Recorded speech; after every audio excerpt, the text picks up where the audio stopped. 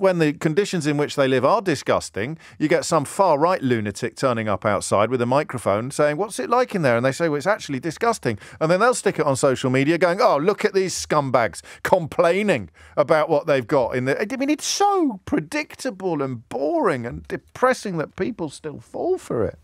It's a lifestyle choice, isn't it, to spend your life dedicated to despising foreigners in general and people who've arrived here in life-threatening circumstances in particular. It's an invitation that has been made very clearly by Downing Street in the last couple of years. I mean, arguably for the last 13 years. But since the small boats became a major news story, people like Suella Braverman and Priti Patel in particular have strained every sinew to turn us into a nation of chomping, ignorant xenophobes. There are so few voices in the UK media that don't sign up pretty much wholesale to the absolute demonisation and dehumanisation. Listen, if you think I'm exaggerating, go and count how many children are still missing from asylum processing centres and then double check how often you've heard it mentioned in corners of the British media that are routinely dedicated to trying to scare the bejesus out of you with tales of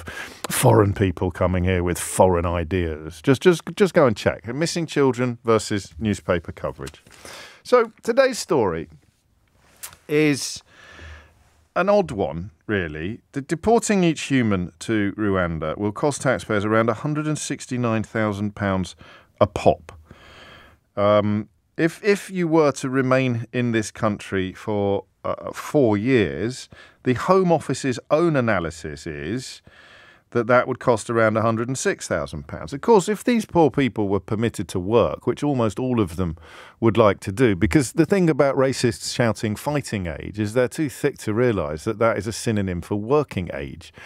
So quite why they shout fighting age men is a question that they'd have to answer. But of course, working age men is a rather different proposition, or indeed working age women. So plenty of people, plenty of job vacancies could conceivably be filled. Nowhere near enough to make a massive difference to the overall picture, because the number of people having their applications processed is, in the great scheme of things, relatively small.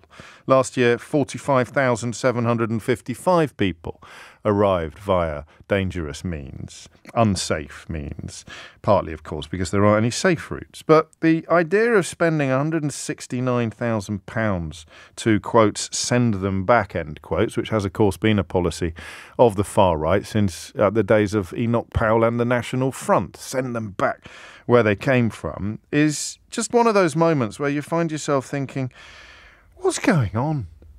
What is going on? So rather than asking you how would you solve the problem of human beings trying to come here via very unsafe routes, I think I'm going to ask you, how do you solve the problem of politics and media combining to portray these people as subhuman? Hit the numbers now, you will get through. 0345 6060 973. Can you imagine a UK in which the right-wing media and right-wing politicians haven't or don't resort daily to trying to turn you against foreigners? Because it just moves, doesn't it? They're always foreign. It just moves. The spotlight moves. You know, you voted Brexit to send them back where they came from, and then they went back, so the government had to sort of dishonestly and secretly invite lots of people to come here from other countries. The number of visas in agriculture and hospitality and the NHS, all of them being issued now on record levels. Net migration, the highest it's ever been. So they used it to get the Brexit vote over the line, or to get a Tory victory in a general election. Vote for us and we'll hurt the foreigners, they say, in terms. And then you vote for them, and strangely, the foreigners are still here. They're still coming here.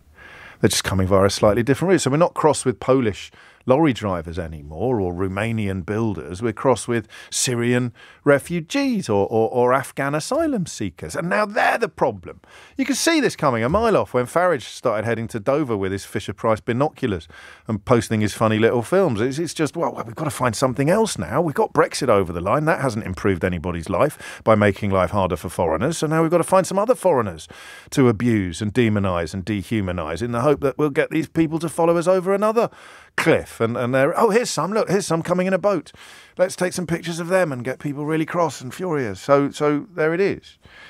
It works. Will it ever not work? 0345 6060 973. How would you solve the problem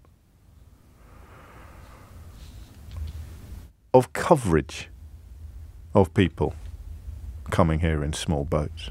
How could we turn it into a country where people who haven't got much don't blame people who've got even less for their woes? And because that's a characteristically convoluted question, I just give me straight up responses to this story as well. So, it costs so much, we can't afford it, send them back where they came from. That'll be £169,000 each, please.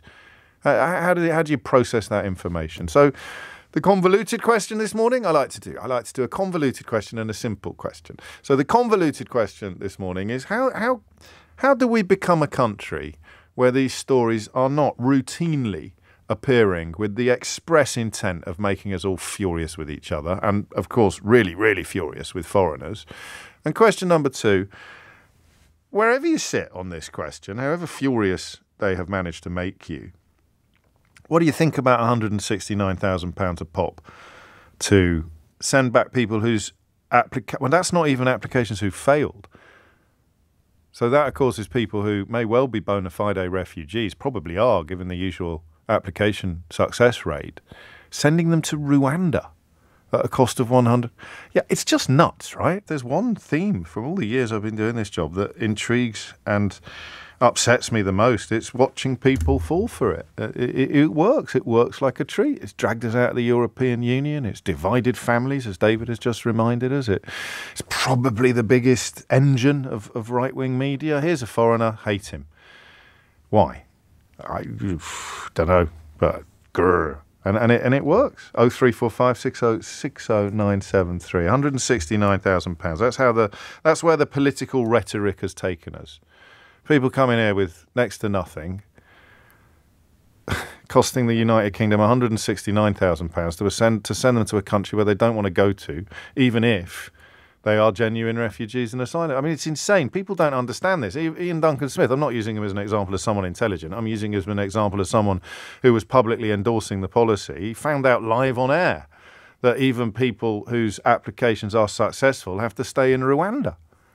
I can't believe I'm saying these words out loud, but it gets so normalised, doesn't it? It gets so completely normalised. That's what gaslighting is. I think David's right to that point 10 years ago. Yeah, we're going to spend £169,000 to send genuine refugees to Africa when they won't be able to leave. They certainly won't be able to come back here, and it's £169,000 a pop, even if they are, fleeing the Taliban. Wouldn't have happened 10 years ago. That's the frog boiling element of it. Riddle me that. We've got a low birth rate, labour shortages, an ageing population. There's 45,550 people who risked their lives to get here last year. Almost all of them would be desperate for an honest job. What are we going to do with them? Are we going to give them a job? No, we're going to spend £169,000 per person to send them to a country they've never heard of and don't want to go to. That's the Conservative government policy now. Now, hands up. Hands up if you like the sound of that. Who votes for this? This is what Suella Braverman dreams about at night. A front page of the Daily Telegraph with a picture of a plane porting people to Rwanda. Just don't mention it's going to cost £169,000 per seat. And of course, the other point about the money, so £106,000 to accommodate and support humans in the UK as they remain for an average of 4 years. That doesn't go to them. There'll be people listening to this thinking, well, I'd take 106,000. It doesn't go to them. None of this money goes, well, hardly any of this money goes to them. You want to be a hotel owner is what you want to be. You can essentially stop looking after your hotel, turn it into a glorified DOS house. These people get shipped in. You're going to get paid regardless of whether or not these places are habitable. It doesn't matter whether you've got cockroaches running around the place. It's not as if anyone can ring downstairs and complain.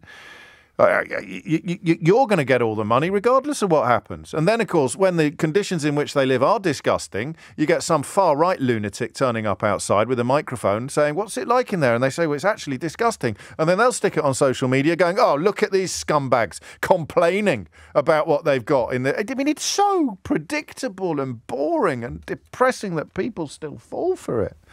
Entire political parties built upon that sort of boneheaded bigotry.